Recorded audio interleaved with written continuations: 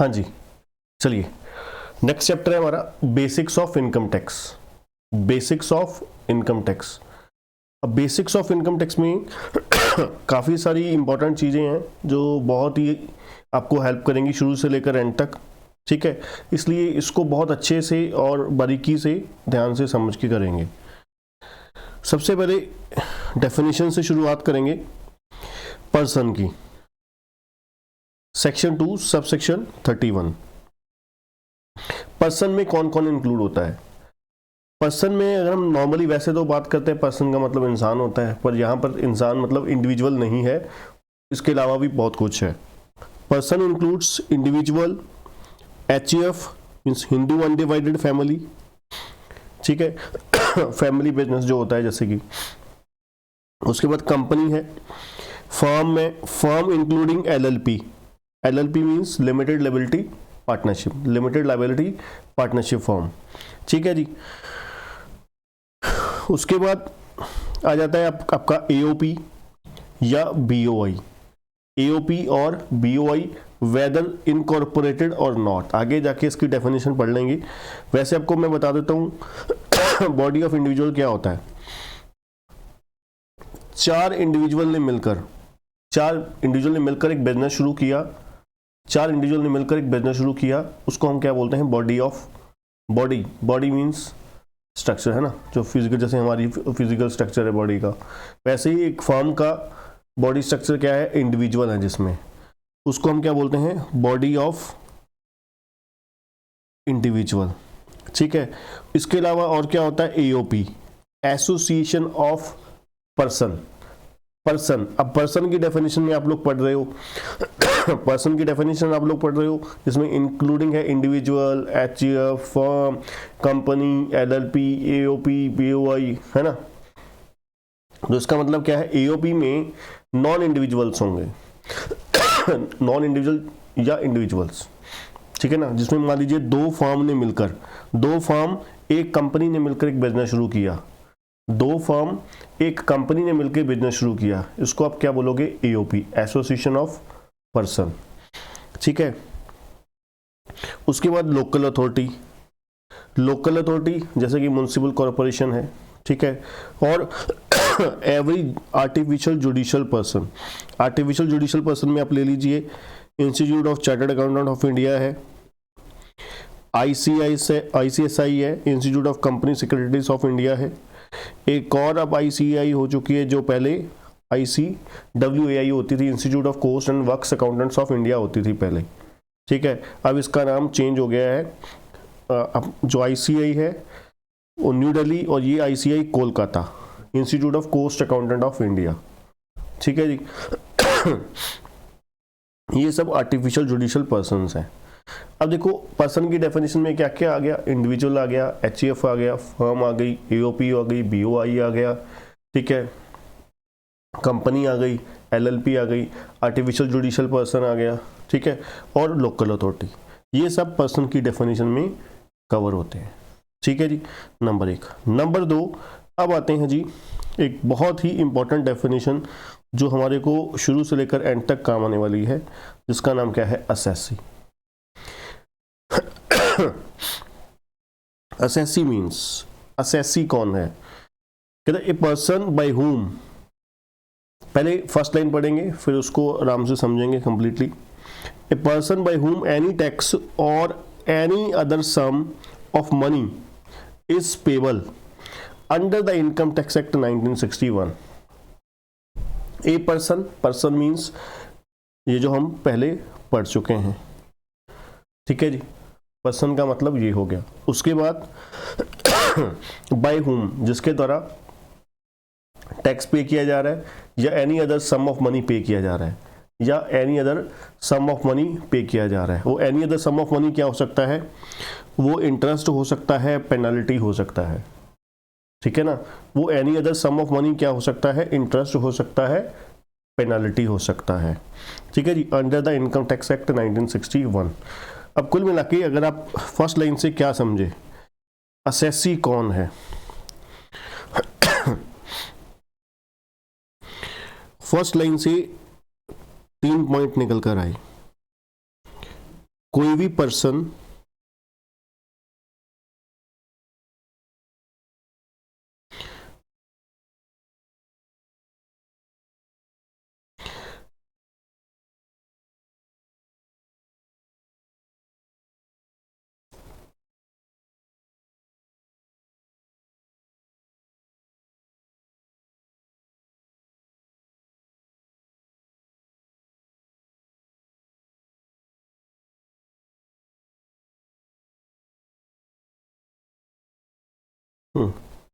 कोई भी पर्सन जो इनकम टैक्स पे कर रहा है,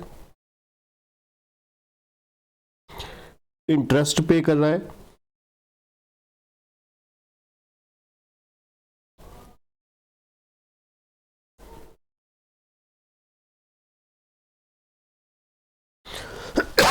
पेनल्टी पे कर रहा है,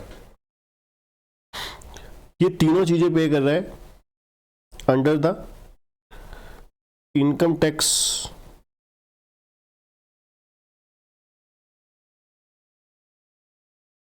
एक्ट, इनकम टैक्स एक्ट 1961। मतलब क्या है, अब जरूरी नहीं है कि तीनों चीजें पे करेगा जरूरी नहीं है कि बंदा तीनों चीजें पे करेगा, इनकम टैक्स भी, इंटरेस्ट भी, पेनल्टी भी। मान लीजिए मिस्टर एक्स है, वो इनकम टैक्स पे कर रहा है, वो क्या कहलाएगा, असेसी। वाई है, वो क्या पे कर रहा है, इंटरेस्ट पे कर रहा है, ठीक है जी वो भी एसएससी कहलाएगा। जेड है, वो पेनल्टी पे कर रहा है, वो भी एसएससी कहलाएगा सॉरी। पर ये तीनों के तीनों इनकम टैक्स, इंटरेस्ट या पेनल्टी होने किसके, कौन से एक्ट के अंडर होने चाहिए, इनकम टैक्स एक्ट 1961 के अंडर होने चाहिए, ठीक है। तीनों के तीनों इनकम टैक्स एक्ट 1961 के अंडर होने चाहिए। ये तो हो गया जी बिल्कुल सिंपल, कि कोई भी बंदा इंटरेस्ट पे कर रहा है, इनकम टैक्स पे कर रहा है या पेनल्टी पे कर रहा है, वो क्या कहलाएगा, वो असेसी कहलाएगा, ठीक है। दूसरी चीज, ये सबसे ध्यान से सुनने वाली बात है, इसमें बहुत सारे इधर और लगेंगे, ठीक है, इसलिए बहुत ज़्यादा ध्यान से सुनने वाली पॉइंट है।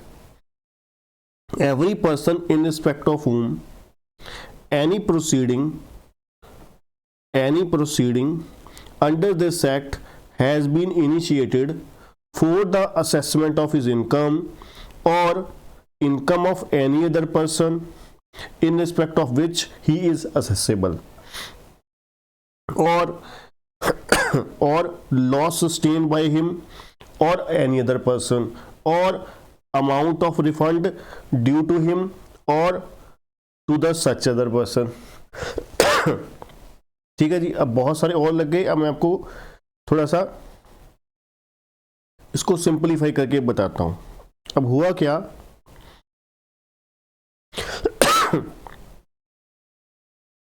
मान लीजिए एक पर्सन है,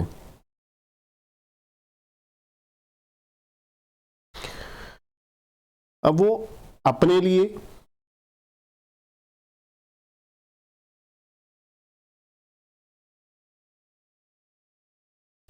फॉर हिमसेल्फ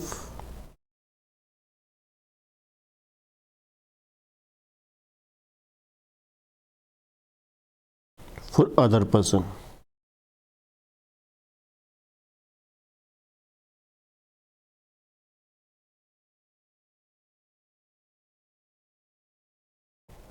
क्या कहते हैं जी, एक पर्सन अपने लिए, एक केस तो है अपने लिए क्या करता है,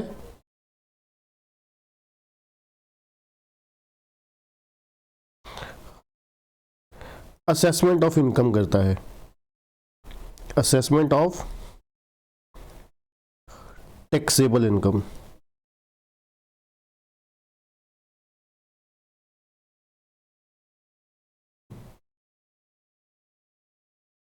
असेसमेंट करता है loss sustain by him,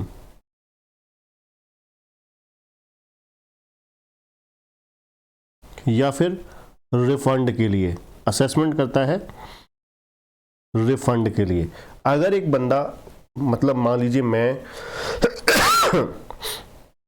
return file करता हूं अपनी टैक्सेबल इनकम सॉरी, एक इंडिविजुअल अपने लिए असेसमेंट करता है टैक्सेबल इनकम की, या फिर लॉस के लिए असेसमेंट करता है, या फिर रिफंड के लिए असेसमेंट करता है, मतलब रिटर्न फाइल करता है। टैक्सेबल इनकम के लिए पहला, दूसरा लॉस के लिए असेसमेंट करता है, तीसरा रिफंड के लिए असेसमेंट करता है, तो वो क्या कहलाएगा? असेसी कहलाएगा। चाहे वो देखो ना, पहले केस में असेसमेंट कर रहा है टैक्सेबल इनकम के लिए, अब हो सकता है टैक्स उसका बन रहा हो चाहे नहीं बन रहा हो सकता है मान लीजिए नहीं बन रहा, ठीक है। जब बन रहा है इसका मतलब है इनकम टैक्स पे कर रहा है, फिर तो वो असेसी हो ही गया।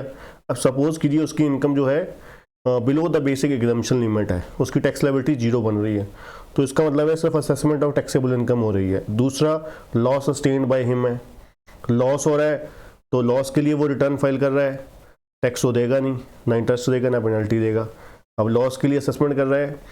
तीसरा, टैक्स उसका पहले ही ज़्यादा जा चुका है, रिफंड वो तो उल्टा टैक्स वापस लेने के लिए रिटर्न फाइल कर रहा है, असेसमेंट कर रहा है, ठीक है, उल्टा रिफंड के लिए असेसमेंट कर रहा है, ठीक है ना। दूसरा, फॉर एनी अदर पर्सन, अब बंदा क्या कर रहा है? असेसमेंट कर रहा है किस चीज के लिए? For any other person means, any other person से मतलब यहां पे क्या होता है? उसके बिहाफ, वो किसी और के बिहाफ पे क्या कर रहा है? टैक्सेबल इनकम के लिए असेसमेंट कर रहा है। असेसमेंट हो रही है टैक्सेबल इनकम के लिए, टैक्सेबल इनकम किसकी?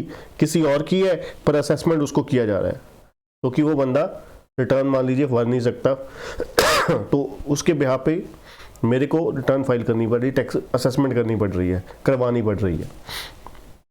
Number 2, loss sustained by any other person. तीसरा, रिफंड। तो हो गया ना बिल्कुल आसान। जो चीज़ आपको और लगा के उन्होंने कंफ्यूज कर रखा था, ये बिल्कुल सिंपलीफाई हो गया चार्ट के थ्रू, ठीक है जी। पूरी लाइन को हमने चार्ट में कन्वर्ट कर दिया। क्या किया? मैं अपने लिए असेसमेंट करवा रहा हूँ टैक्सेबल इनकम की, लॉस की या रिफंड की, या किसी और पर्सन के बिहाफ पे टैक्सेबल इनकम के लिए असेसमेंट करवा रहा हूँ, या फिर लॉस के लिए असेसमेंट करवा रहा हूँ, या फिर रिफंड के लिए। तो मैं कौन हूँ? असेसी। उसके बाद नंबर 3 है every person who is deemed to be an assessee, मतलब डीम्ड असेसी। डीम्ड असेसी इसके बाद हम पढ़ लेंगे क्या होता है। Number 3, deemed to be assessee in default. Assessee in default, कुछ सिचुएशंस होती हैं जहां पर मान लिया जाता है कि असेसी इन डिफॉल्ट है। जब आगे आप पढ़ते जाओगे, जब आगे पढ़ोगे कुछ सिचुएशन में बताया होगा कि इन सिचुएशंस में ये बंदा पर्सन असेसी इन डिफॉल्ट मान लिया जाएगा, असेसी इन डिफॉल्ट मान लिया जाएगा, ठीक है। चाहे वो असेसी है या नहीं है, इन डिफॉल्ट असेसी मान लिया जाएगा, ठीक है। असेसी इन डिफॉल्ट मान लिया जाएगा। जो असेसी इन डिफॉल्ट होगा उसको भी असेसी कहा जाएगा, ठीक है जी। तो कुल मिला के देखा जाए असेसी की डेफिनेशन में क्या क्या हो गया कुल मिला के असेसी की डेफिनेशन में क्या क्या हो गया। नंबर एक असेसी की डेफिनेशन में क्या हुआ? कोई भी पर्सन इनकम टैक्स पे करता है, इंटरेस्ट पे करता है, पेनल्टी पे करता है, वो कौन है? असेसी। नंबर 2, कोई भी पर्सन जिसके अगेंस्ट प्रोसीडिंग इनिशिएट हो चुकी है, कोई भी पर्सन जिसके अगेंस्ट प्रोसीडिंग इनिशिएट हो चुकी है for the assessment of taxable income, loss sustained by him, refund. Number 2, proceeding initiate हो गई है for the assessment of taxable income, loss या refund of any other person, ठीक है। तीसरा, डीम्ड असेसी। चौथा, असेसी इन डिफॉल्ट, ठीक है जी। ये सारी सिचुएशन किसकी हैं? असेसी की। नेक्स्ट है डीम्ड असेसी। अब डीम्ड असेसी में क्या क्या आ जाता है? डीम्ड असेसी क्या होता है? एक्चुअली में डीम्ड असेसी एक पर्सन जो एक्चुअली में असेसी है नहीं, ठीक है, असेसी है नहीं, उसको हम क्या करेंगे, मान लेंगे, ठीक है, असेसी क्या करेंगे, मान लेंगे, डीम्ड कर लेंगे। डीम्ड का मतलब ये क्या होता है, मान लेना, मान लेना कि हाँ कि ये बंदा क्या है, असेसी है। अब कौन कौन है, trustee in case of trust. अब ट्रस्ट होती हैं जिसमें बहुत सारे एक्चुअली में लोग इन्वॉल्व होते हैं, कोई किसी का कोई पैसा नहीं होता लगा होता, पब्लिक सब्सटेंशियली मतलब पब्लिक इंटरेस्ट में चलाई जाती है वो, ठीक है, कोई मान लीजिए मंदिर है, गुरुद्वारा है, कोई अपना बाबे वगैरह का आश्रम वगैरह है, ठीक है, तो उस केस में एक बंदा जो होता है वो एक फेस का काम करता है, ठीक है, उसको हम क्या बोलते हैं, ट्रस्टी बोलते हैं। अब उस पर्सन को, उस ट्रस्ट का आप कह सकते हो इनकम टैक्स की लैंग्वेज में मालिक बोला जाता है, ठीक है, जिसकी एक्चुअली में मैनेजमेंट में चलती है। जैसे हर आपने चाहे वो डेरा अपना सत्संग अपना जो राधा स्वामी है उनका लगा लो, चाहे कोई और भी लगा लो, है ना, तो कोई ना कोई पर्सन XYZ होता है जिनकी क्या है वहाँ पर पूरी तुती बोलती है, सिक्का चलता है जिनका, ठीक है ना। तो इसलिए वो पर्सन जो ट्रस्टी है, वो एक्चुअली में डीम्ड असेसी माना जाता है, उस ट्रस्ट का असेसी माना जाता है, ठीक है। उसके बाद legal representative of deceased person. मान लीजिए किसी पर्सन की 12 अक्टूबर 2021 को डेथ हो गई, 12 अक्टूबर 2021 को डेथ हो गई। अब इसका मतलब है उस पर्सन ने 1 अप्रैल 2021 से लेकर 12 अक्टूबर 2021 तक, 1 अप्रैल 2021 से लेकर 12 अक्टूबर 2021 तक इस बंदे ने जो पैसा कमाया, इसकी इनकम कौन असेस करवाएगा, कोई तो करवाएगा ना, जो इसका फैमिली मेंबर लगा लो, ठीक है, जो भी इसकी जायदाद का मालिक होगा ये बंदा, ठीक है, तो वो बंदा क्या माना जाएगा, डीम्ड असेसी माना जाएगा, वो बंदा डीम्ड असेसी माना जाएगा। उसके बाद रिप्रेजेंटेटिव ऑफ नॉन रेजिडेंट। अब नॉन रेजिडेंट के केस में मान लीजिए एक नॉन रेजिडेंट है जिसका क्या है, इंडिया में मान लीजिए कोई बंदा किसी तरीके की उसको प्रॉपर्टी से इनकम आ रही है या किसी और चीज़ से इनकम आ रही है उसे, ठीक है, उस इनकम को रिसीव करने वाला, कलेक्ट करने वाला, सारा तामझाम देखने वाला बंदा है, ठीक है, जो एक्चुअली में नॉन रेजिडेंट बंदे का सारा कुछ देख रेख करता है, तो वो बंदा क्या हो जाएगा, डीम्ड असेसी। जो रिप्रेजेंटेटिव होगा नॉन रेजिडेंट का वो क्या माना जाएगा, डीम्ड असेसी। उसके अलावा लीगल गार्जियन या फिर मैनेजर है जो एंटाइटल्ड है to receive the income on the behalf of a minor.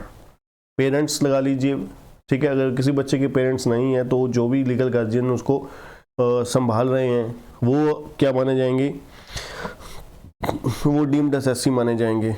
Lunatic के केस में लगा लीजिए, इडियट के केस में लगा लीजिए, ठीक है, कोर्ट या वार्ड्स या ऑफिशियल ट्रस्टी और receiver entitled to receive income on the behalf of any other person. जैसे कि मान लीजिए एक कंपनी अंडर लिक्विडेशन होती है जब एक कंपनी अंडर लिक्विडेशन होती है तो क्या होता है, कोर्ट क्या करती है, कोर्ट एक पर्सन को, मान लीजिए XYZ आप में से किसी को क्या किया, कोर्ट ने क्या किया, लिक्विडेटर अपॉइंट कर दिया, कोर्ट ने लिक्विडेटर आपको अपॉइंट कर दिया, ठीक है। अब जब तक कंपनी की एसेट्स लायबिलिटी रियलाइज नहीं हो जाती, एसेट रियलाइज नहीं हो जाती, लायबिलिटी पे ऑफ नहीं हो जाती, तब तक आप उस कंपनी के कौन हो, डीम्ड असेसी। करता धरता आप ही को बना दिया। अब कंपनी के मालिक एक्चुअली में शेयर होल्डर नहीं है, शेयर होल्डर तो भाई अब एक लायबिलिटी रह गए हैं, ठीक है ना। शेयर होल्डर तो एक फर्म के लिए देखा जाए, कंपनी के लिए देखा जाए, एक्चुअली में लायबिलिटी एक देनदारी रह गई है। अब वो देनदारी कोर्ट का जो बंदा कोर्ट ने फिक्स करा है वो बंदा लॉ के अकॉर्डिंग चलेगा। अब ये नहीं देखेगा कौन मेन मालिक है, कौन क्या है, कौन क्या नहीं है, इग्नोर करके सिर्फ और सिर्फ वो लॉ को फॉलो करेगा, ठीक है जी। ये होता है जी डीम्ड असेसी। कौन कौन है जी? ट्रस्ट के केस में ट्रस्टी हो गया, legal representative of deceased person, representative of assessee of non resident, minor के केस में, लुनेटिक के केस में, इडियट के केस में पेरेंट्स, गार्जियन, लीगल गार्जियन बोल सकते हो, ठीक है। और ऑफिशियल रिसीवर या ऑफिशियल रिसीवर या फिर अपना ट्रस्टी कह सकते हो, ठीक है, या फिर लिक्विडेटर कह सकते हो इन केस ऑफ कंपनी, या असेसी अंडर लिक्विडेशन, ठीक है। ये हो गया आपका पर्सन, असेसी और डीम्ड असेसी। अब एक बड़ा अच्छा क्वेश्चन आता है कि असेसी और पर्सन में क्या कोई डिफरेंस है?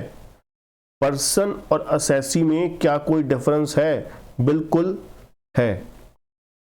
पर्सन होने के लिए या आप कह सकते हो असेसी होने के लिए एक क्वालिफिकेशन क्या चाहिए? असेसी होने के लिए पहली क्वालिफिकेशन पर्सन होना चाहिए, ठीक है ना।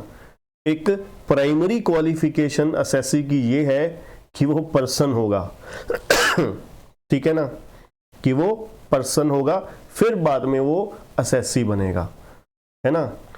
एक असेसी पहले पर्सन होगा फिर असेसी बनेगा, और पर्सन जो है वो असेसी हो भी सकता है, नहीं भी हो सकता।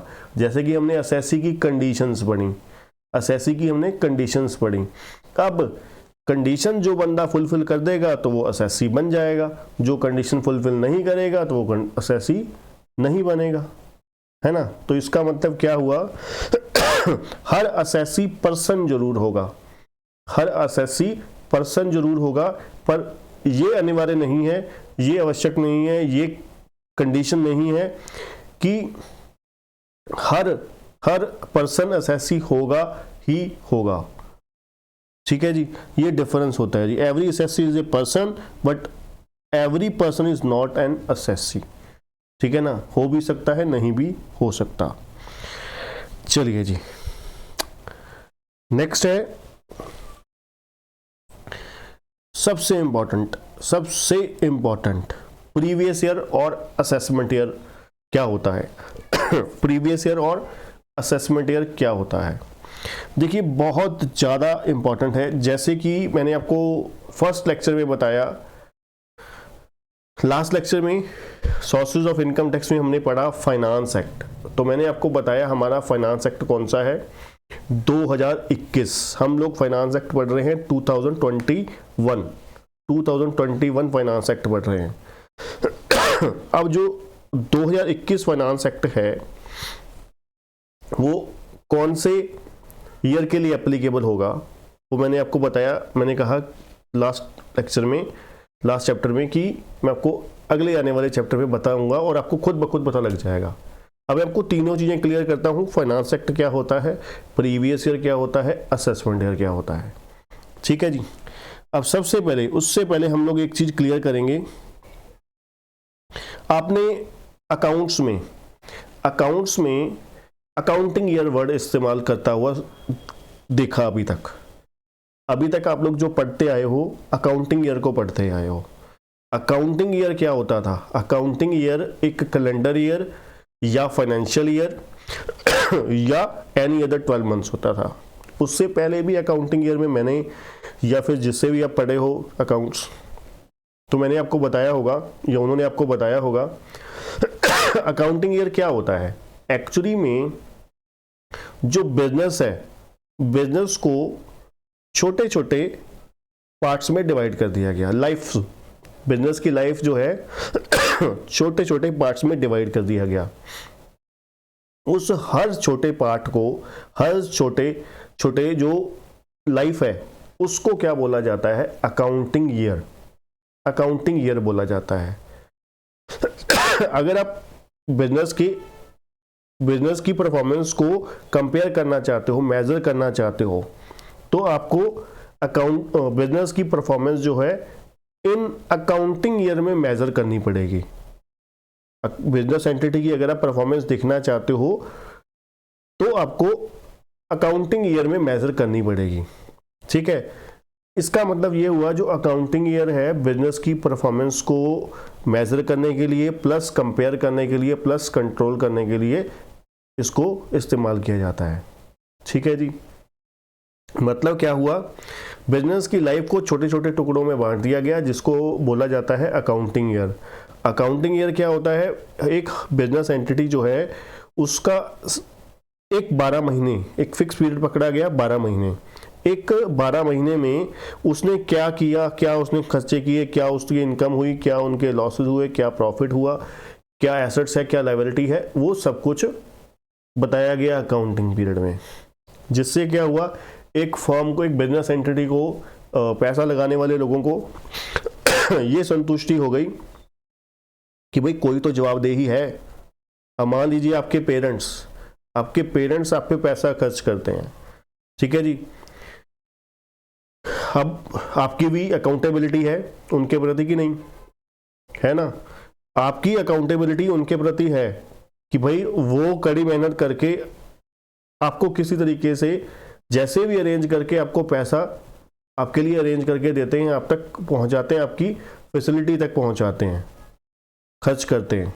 ठीक है, अब आपकी जवाबदेही बनती है उनको रिजल्ट के प्रति, रिजल्ट दिखा के कि हाँ जो पैसा आपने हमारे पे इन्वेस्ट किया, आपने भरोसा किया, हम उसके ऊपर खरे उतरे हैं। ठीक है ना, ऐसे ही एक बिजनेस एंटिटी, जो बिजनेस में पैसा लगाने वाले लोग होते हैं, वो जानना चाहते हैं इन्होंने साल के दौरान क्या किया, परफॉर्मेंस इंप्रूव हुई, बुरी हुई, भद्दी हुई, गंदी हुई, और बिगड़ी है और इंप्रूव हुई है, क्या कर रहे हैं, एक्चुअली में कर क्या रहे हैं साल में ये लोग, वो अकाउंटिंग पीरियड के थ्रू मेजर किया जाता है। ठीक है जी, अकाउंटिंग पीरियड अभी तक आप लोगों ने पढ़ा, अकाउंटिंग पीरियड कैलेंडर ईयर भी होता था, कैलेंडर ईयर 1 जनवरी से 31 दिसंबर, एक फाइनेंशियल ईयर होता था 1 अप्रैल से 31 मार्च। ठीक है, दूसरा एनी अदर 12 मंथ, मतलब कोई भी 12 महीने हो सकते हैं, जो कोई भी पकड़ लो, 1 नवंबर से 31 अक्टूबर पकड़ लो, 1 अक्टूबर से 30 सितंबर पकड़ लो, 1 जुलाई से 30 जून पकड़ लो, कोई भी हो सकते हैं, पर कंसिस्टेंटली फॉलो किया जाता था। ठीक है जी, ये आप लोग फाउंडेशन में पढ़ चुके हो। उसके बाद अब इनकम टैक्स में अकाउंटिंग ईयर का मतलब फाइनेंशियल ईयर होता है। यहां पर अकाउंटिंग ईयर का मतलब फाइनेंशियल ईयर सिर्फ होता है।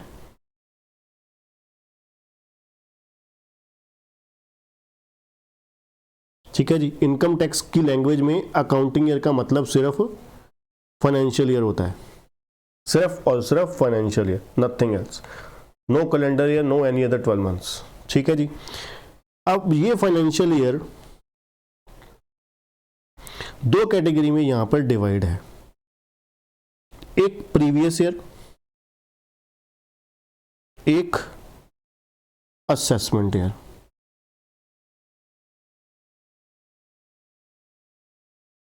PY previous year, AY assessment year, एक प्रीवियस ईयर एक असेसमेंट ईयर। ठीक है, वो कैसे, मान लीजिए हमारा जो फाइनेंशियल ईयर है वो है 21-22, 2021-22। ठीक है, इसका मतलब क्या है, ये पीरियड की, ये अकाउंटिंग पीरियड है। ठीक है, अकाउंटिंग पीरियड है, इस फाइनेंशियल ईयर की हम लोग फाइनेंशियल स्टेटमेंट बना रहे हैं, बुक्स बना रहे हैं, है ना, ट्रेडिंग, मान लीजिए फाइनेंशियल स्टेटमेंट बनाने हैं, trading, P&L, balance sheet, profit loss, ये वो बना रहे हैं। ठीक है, यहां पर इसको हम क्या बोलते हैं, प्रीवियस ईयर। प्रीवियस ईयर क्या होता है, द फाइनेंशियल ईयर इन विच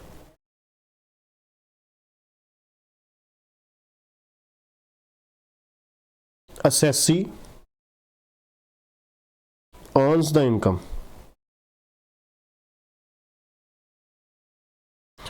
एक फाइनेंशियल ईयर जिसमें असेसी इनकम अर्न करता है, जैसे कि मान लीजिए आपका जो एग्जाम है वो 2021-22 है, सॉरी आपके जो एग्जाम आने वाले हैं उसमें फाइनेंशियल ईयर 21-22 मतलब प्रीवियस ईयर 21-22 2021-22 होने वाला है। ठीक है, 2021-22 होने वाला है। अब इसका मतलब क्या है, वो प्रीवियस ईयर है। अब इसी का एक असेसमेंट ईयर होता है। असेसमेंट ईयर का मतलब जो आपने पैसा कमाया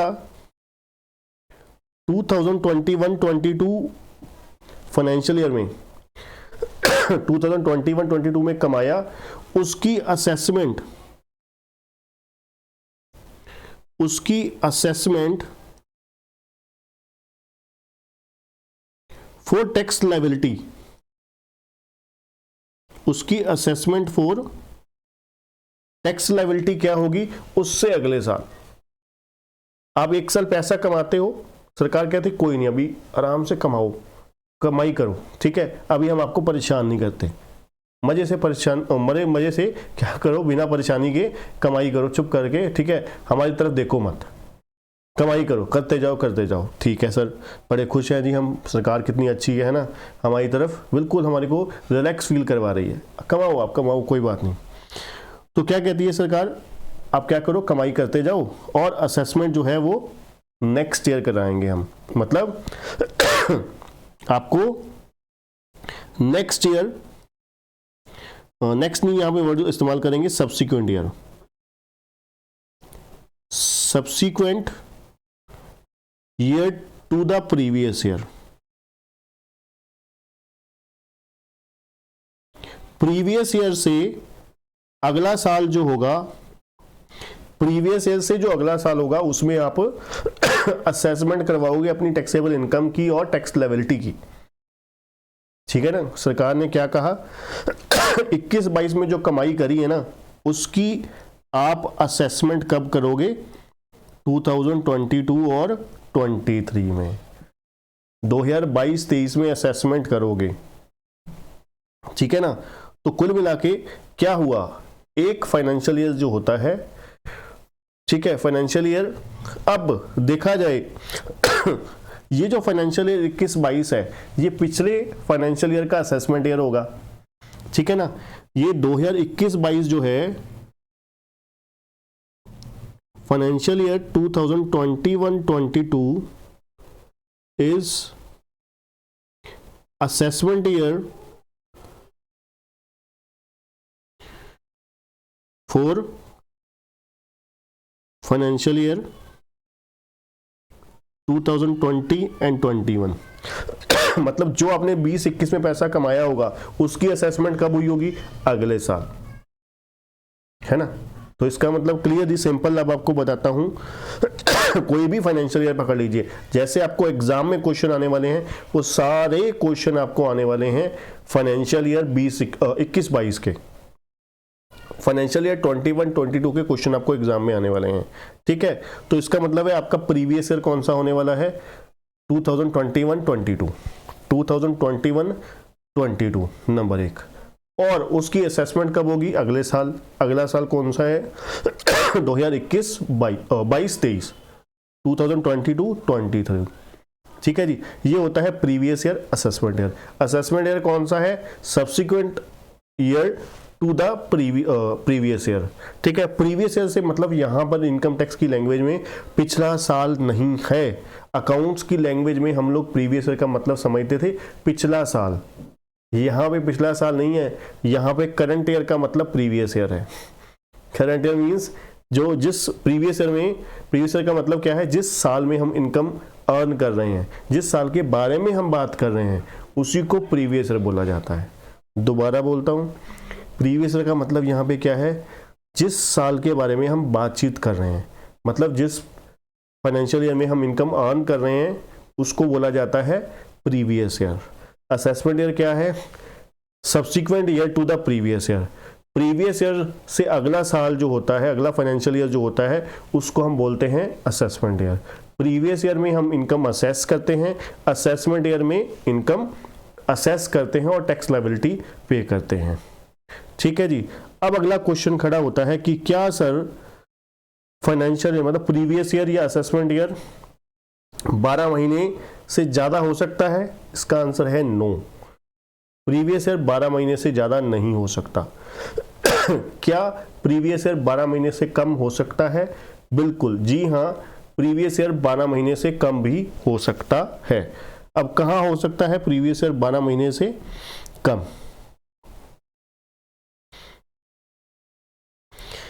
exceptions in case of newly set up business or profession or source of income newly comes into the existence, the first previous year will be the period commencing from the date of setting up of business or profession, as the case may be, date on which the source of income newly comes into the existence on the following 31st March. Ending कब हो रहा है? 31 मार्च को। मैं आपको simple बताता हूँ कौन कौन से 3 केस हो गए। कोई नया बिजनेस सेटअप करा आपने, कोई नया प्रोफेशन आपने सेटअप करा, नया बिजनेस सेटअप करा, नया प्रोफेशन सेटअप करा, या कोई नई सोर्स ऑफ इनकम जनरेट हुई, कोई नई सोर्स ऑफ इनकम जनरेट हुई है फर्स्ट टाइम, कोई नई कमाई का साधन आपका खड़ा हुआ है, राइज हुआ है, रेज हुआ है पहली बार, ठीक है।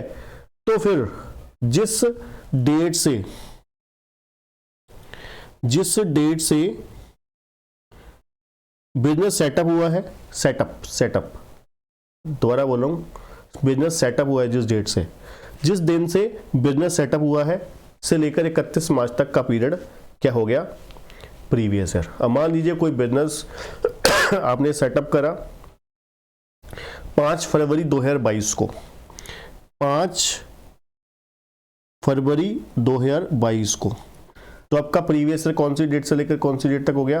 5 फरवरी 2022 से लेकर 31 मार्च 2022, ठीक है जी। 5 फरवरी 2022 से लेकर 31 मार्च 2022 आपका प्रीवियस ईयर हो गया, ठीक है जी। तो 3 सिचुएशन है जहां पर प्रीवियस ईयर 12 महीने से कम हो सकता है। एक newly setup business, newly setup profession, या फिर न्यूली सेटअप बिजनेस या न्यूली सेटअप प्रोफेशन, या फिर कोई new source of income generate हुई है, फर्स्ट टाइम एग्जिस्टेंस में आई है, तो फिर प्रीवियस ईयर 12 महीने से कम होगा। दूसरा क्वेश्चन होता है कि क्या सर असेसमेंट ईयर 12 महीने से कम हो सकता है? बिल्कुल नहीं, कतई नहीं। असेसमेंट ईयर 12 महीने का ही होगा, असेसमेंट ईयर 12 महीने का ही होगा, ठीक है जी। अब एक क्वेश्चन और खड़ा होता है इसके साथ, एक क्वेश्चन और खड़ा होता है कि क्या सर प्रीवियस ईयर और असेसमेंट ईयर एक हो सकते हैं? क्या ऐसी सिचुएशन आ सकती है कि जो कोई बंदा अभी कमा रहा है तो अभी टैक्स देगा, अभी असेसमेंट करवाएगा? ऐसा पाप भी होता है? हाँ सर होता है, ऐसा भी होता है। कुछ सिचुएशंस ऐसी होती हैं, कुछ कंडीशंस, कुछ इवेंट्स ऐसे होते हैं जहां पर प्रीवियस ईयर और असेसमेंट ईयर सेम होते हैं, जिनमें प्रीवियस ईयर और असेसमेंट ईयर सेम होते हैं, ठीक है जी, जहां पर प्रीवियस ईयर और असेसमेंट ईयर सेम होते हैं। अब वो कौन कौन सी हैं ये बहुत इंपॉर्टेंट है, ठीक है जी। जहां पर प्रीवियस ईयर और असेसमेंट ईयर सेम होते हैं, मतलब जैसे जैसे आप इनकम कमाओगे वैसे वैसे असेसमेंट करवाते रहोगे। इनकम कमाओगे, असेसमेंट करोगे, टैक्स दोगे, इनकम कमाओगे, असेसमेंट करोगे, टैक्स पे करोगे, ठीक है जी। These are the situation in which assessee will be liable for assessment and liable for paying the tax as well as they earn the income, as soon as they earn the income, ठीक है जी। अब वो कौन कौन सी situation है? पहला है income from non resident shipping business. एक नॉन रेजिडेंट है जो शिपिंग बिजनेस कर रहा है, एक नॉन रेजिडेंट है जो शिपिंग बिजनेस कर रहा है, ठीक है। तो उसको, उस नॉन रेजिडेंट को शिपिंग बिजनेस से जो इनकम आ रही है, तो जैसे जैसे ही वो इनकम अर्न करेगा वैसे ही उसे असेसमेंट करवानी पड़ेगी। एक नॉन रेजिडेंट को, अगर एक नॉन रेजिडेंट शिपिंग बिजनेस कर रहा है हिंदुस्तान में, इंडिया में, भारत में, तो वो बंदा क्या करेगा? साथ साथ ही असेसमेंट करवाएगा। Number 2, income of person leaving India either permanently or for a long period of time. कोई पर्सन परमानेंटली छोड़ के जा रहा है इंडिया या लॉन्ग पीरियड ऑफ टाइम के लिए छोड़ के जा रहा है परमानेंटली छोड़ के जा रहा है या लॉन्ग पीरियड ऑफ टाइम के लिए छोड़ के जा रहा है, ठीक है। तो फिर सरकार क्या बोलेगी? अभी टैक्स दो फिर जाओ। तो मतलब अभी कमाया अभी टैक्स पे करना पड़ेगा साथ साथ, है ना। अभी पैसा कमाया अभी साथ साथ टैक्स पे करना पड़ेगा। पहला non resident shipping business, non resident जो है शिपिंग बिजनेस से पैसा अर्न कर रहा है। दूसरा कोई पर्सन इंडिया लीव कर रहा है परमानेंटली या फिर लॉन्ग ड्यूरेशन के लिए, ठीक है। तीसरा income of body formed for short duration, कोई बिजनेस एंटिटी है मान लीजिए शॉर्ट ड्यूरेशन के लिए बनी है, कोई बिजनेस एंटिटी है शॉर्ट ड्यूरेशन के लिए बनी है, जैसे कि जॉइंट वेंचर होते हैं, जॉइंट वेंचर 2 महीने 4 महीने 8 महीने 10 महीने के लिए बनते हैं, पर्टिकुलर पर्पस पूरा होता है, बिजनेस बंद करते हैं, घर चल जाते हैं। अब मान लीजिए कोई वेंचर आपने शुरू किया, वो शुरू किया 5 अप्रैल 2021 को, 5 अप्रैल 2021 को वो वेंचर खत्म हो गया, 12 जून को खत्म हो गया, 12 जून 2021 को ही खत्म हो गया, ठीक है, बिजनेस बंद हो गया, प्रॉफिट कमाया, अब आप लोग बर्तन बेचने के मूड में बैठे हो, ठीक है, तामझाम बेचने के मूड में बैठे हो। अब आपने क्या किया, प्रॉफिट कमाया, सरकार कहेगी भाई ये तो आपस में प्रॉफिट बांट के रफू चक्कर हो जाएंगे, है ना, तो हमारा हिस्सा, सरकार का हिस्सा टैक्स का कहाँ गया। तो इसीलिए सरकार ने प्रोविजन रख दी, अगर कोई बिजनेस शॉर्ट ड्यूरेशन के लिए बना है तो जैसे जैसे प्रॉफिट कमाओगे इमीडिएटली टैक्स दो, जहां मर्जी जाओ, अब भाग जाओ जहां जाना है, हमारा हिस्सा जो, हमारा हक जो बनता है, हमारा हक देकर जहां मर्जी जाओ, ठीक है जी। उसके बाद है income of a person trying to alienate or transfer the asset with the purpose to avoid the payment of tax. मतलब क्या है, अगर कोई पर्सन ट्राई करता है, कोशिश करता है एसेट ट्रांसफर करता है टैक्स को अवॉइड करने के लिए, ठीक है, एसेट ट्रांसफर करता है इनकम टैक्स को अवॉइड करने के लिए, तो उस केस में जैसे ही सरकार को पता लगेगा वहां पर वो टैक्स लायबिलिटी लगा देंगे, मतलब टैक्स इम्प्लीकेशन कर देंगे, ठीक है जी। मतलब क्या है, सेम प्रीवियस ईयर में ही असेसमेंट हो जाएगी उसकी।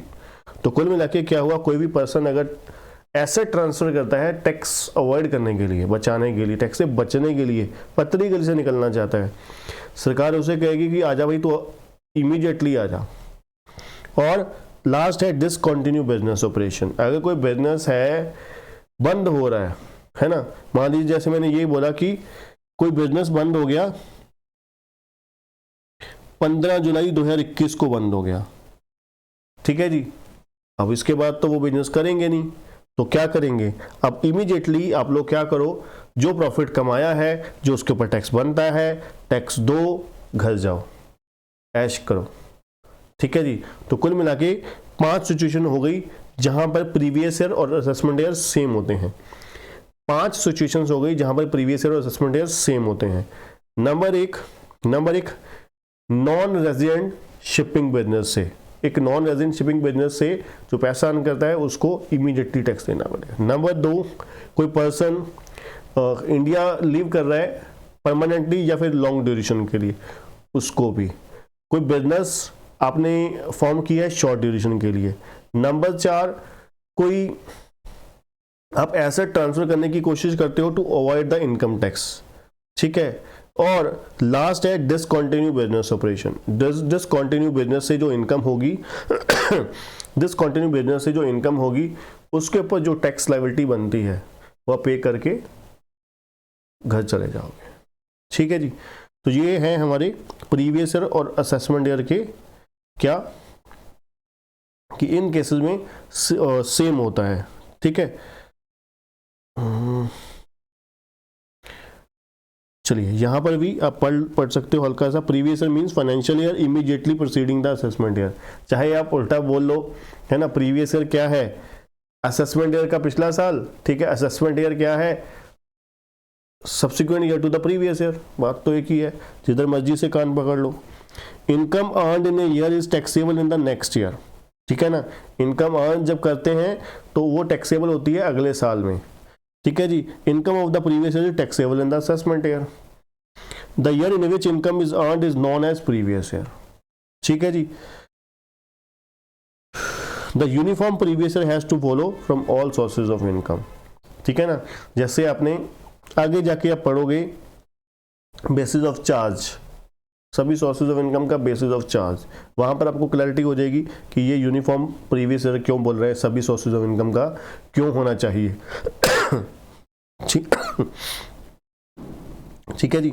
ये हमारा क्या हो गया, previous year assessment year, person, assessee. ठीक है जी।